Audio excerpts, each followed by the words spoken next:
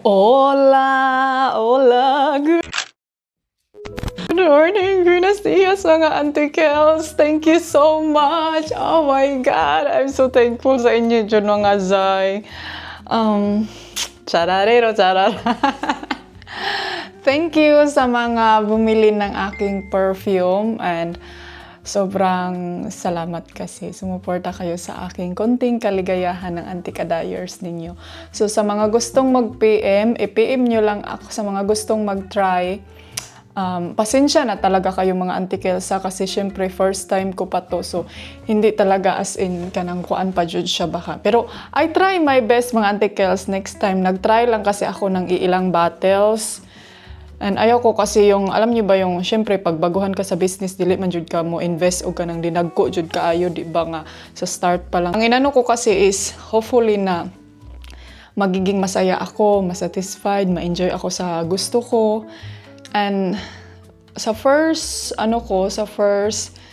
kanang product, masaya naman ako mga Auntie Kels, lalo na sa long-lasting amoy, masaya ako. Pero meron lang akong mga konting na-realize talaga sa aking pagbibenta-benta ngayon no is na ako dahil kanang medyo nalilito ako kasi siguro wala akong kanang easy access doon ba. So, actually mga Auntie Kels is maraming scents, sobrang dami, and then ayaw ko kasi yung kanaging magbenta ng sobrang dami na amoy. Alam niyo yung pag bibili kayo, like, ito, amoy ito ni Anis Kayong. Parang ganun talaga. Yung mga signature talaga ng amoy na gusto ko.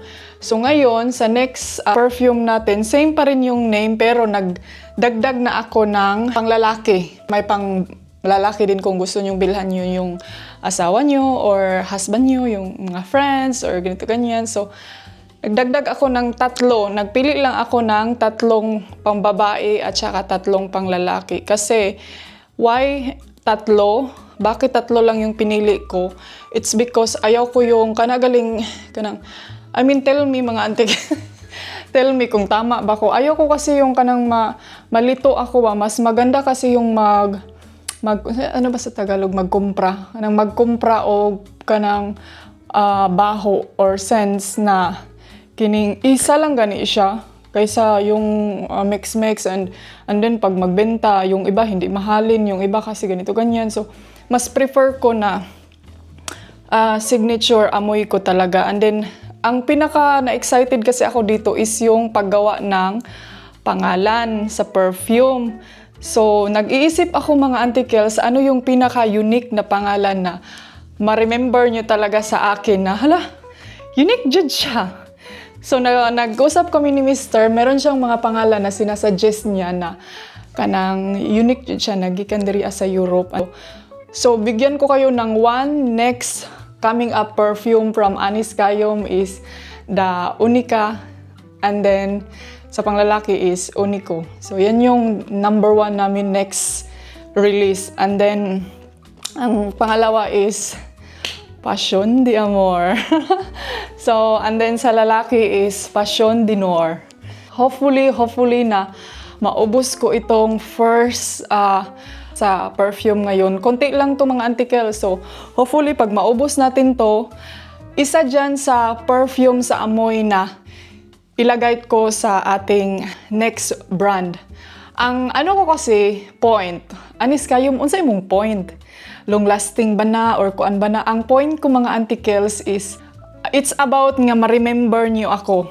Yun yung point ko dito. It's not about nga magpakadato, no, it's not about that. It's about nga you will remember me not only as a vlogger or you will remember me as in the perfume na yan na amoy. I know na may iba-iba tayo kanyang sense, pero siguro kung for me lang ilagay ko lang dyan, i-display kaya mas importante talaga sa akin yung kaluding. Mas importante talaga sa akin yung design ng logo at saka yung pangalan. So, yun yung pinaka-importante sa akin if ever mabawi ko yung ininvest ko dito and pipili ako ng mga iilang mga kadayers natin, mga followers, mga solid na followers na magbibigay ako ng gift. And then if ever mag-travel ako, then meron na akong ibibigay sa inyo na souvenir na may signature ko talaga sa sa perfume. So pwede nyong gawin na pang display or pang pang bitbit, ano ba? Pang bitbit nyo sa bag. So yun yung nakapa-excited sa akin because creativity is my kuan jud day. Yun yung mga Auntie Kels. Ako kasi mga Auntie Kels is meron akong attitude na kanang perfectionist, kagaya na aking asawa din, na yung asawa ko din sobrang perfectionist day. Pero it's because that's what can make us happy yung mga Auntie Kels. Yan yung ikakasaya namin kanang unsa gina ginaingon na nga kanang quality over quantity or quantity over baliktad na because nabaliktad na wag mo na isa. Basta mas prefer ka kasi yung the best kaysa sa unsaon man ang expensive unya para sa imuha is not the best, o di ba? So yan yung point ko sa excited ko dahil sa next excited ako, sobrang excited ko sa aking next launch na perfume. Ay, nga Ate Kels, excited yung kaayo ko. Hopefully lang, no, fingers my cross, na maubos na tong na nandito sa akin ngayon para excited kaayo ko sa next, sa next product. Ay, thank you mga Auntie Kels. Sobra, I love you so much from Anis Kayong from Spain. Huy! Kapula ba ni atong dalede in red og kuan? Oy, face, mura man ni siya gisagpa og pila kag kalamion. Mga Auntie Kels, mag-prepare sa ako o yogurt sa ako. Prepare muna ako ng yogurt ng aking asawa. And nag-get ready ako ngayon kay mag-live tayo sa Facebook. Mamaligya taday. Maglingaw-lingaw tag-live sa Facebook after this. Okay pa ba itong yogurt niya, day? Mag-yogurt ra daw siya, tapos nag-coffee siya kanina. Sobrang aga niyang nag-coffee. Sobrang aga niyang gumising. Alam niyo ba, meron akong marites sa inyo, day.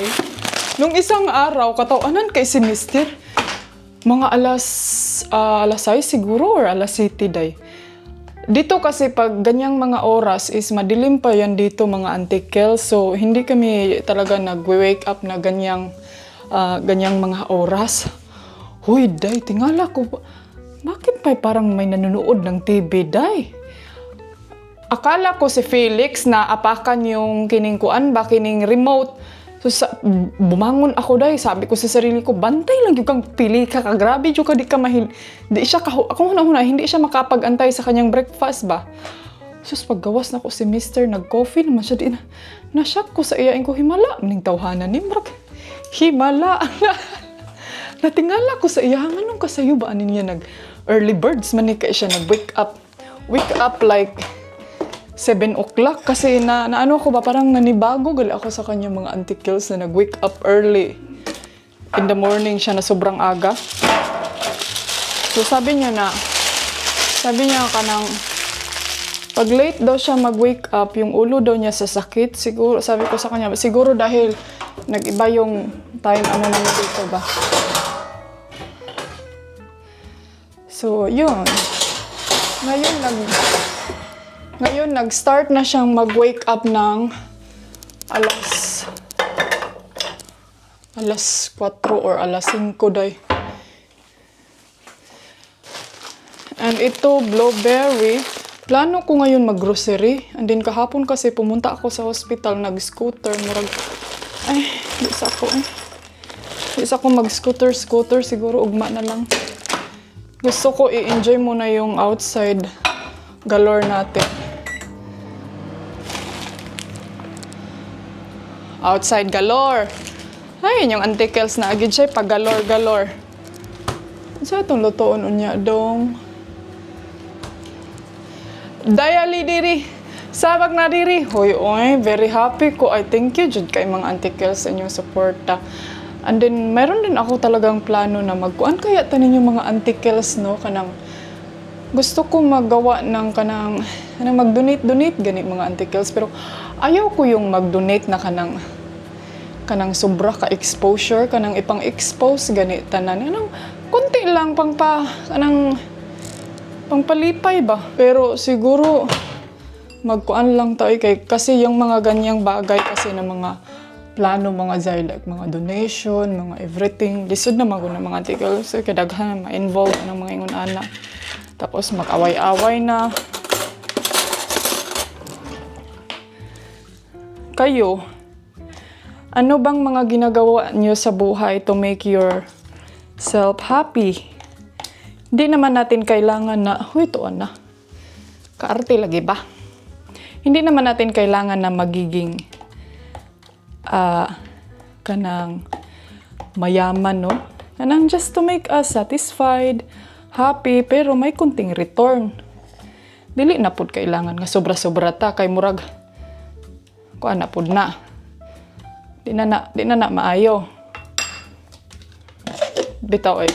Actually, lahat naman tayo nangangailangan ng pera, naglisod, pero we have to kuan jud ay pud usahay no kanang we have to careful gyud cause money can sa daw to naman toy kasabihan ato mga articles sa kita articles kining money can destroy yourself, money can destroy your life. Unsa pa man be, comment down below be. Ay kadaghag mga motto of the day sa inyong anti-kadayers. Diha sa mo be. O akong hugason, shout out sa hugason ako din ha kaysa gusto mang hugas. Pero dali ra na kay sudra na diha. Mabilis lang yan.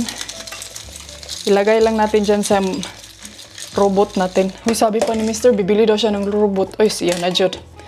Sabi niya sa akin kagabi, kanang, my love, maybe I want to buy a robot in the future. Sabi ko din sa kanya, day, kay inyong anti-kadayers, kay lahi namin hununan.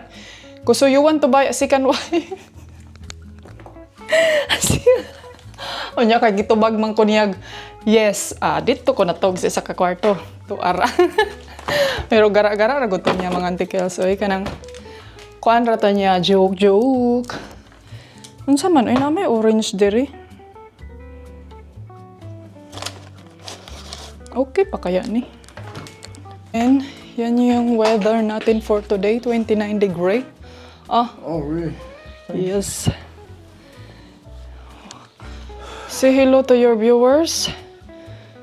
Hello mga anti-kadayers. Dito tayo sa labas. Dito tayo sa kay mag-live ako ngayon sa Facebook. So abangan nyo doon ha. Mag-live tayo. Ilagay ko muna tong umbrella.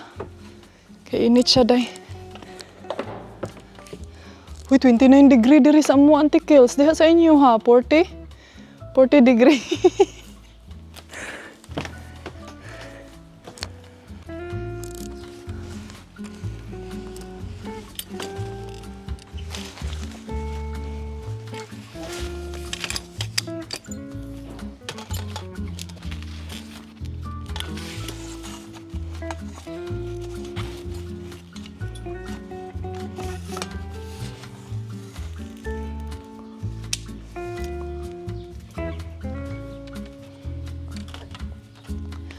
Arat na! Hey, darling, can I tell you what's been on my mind?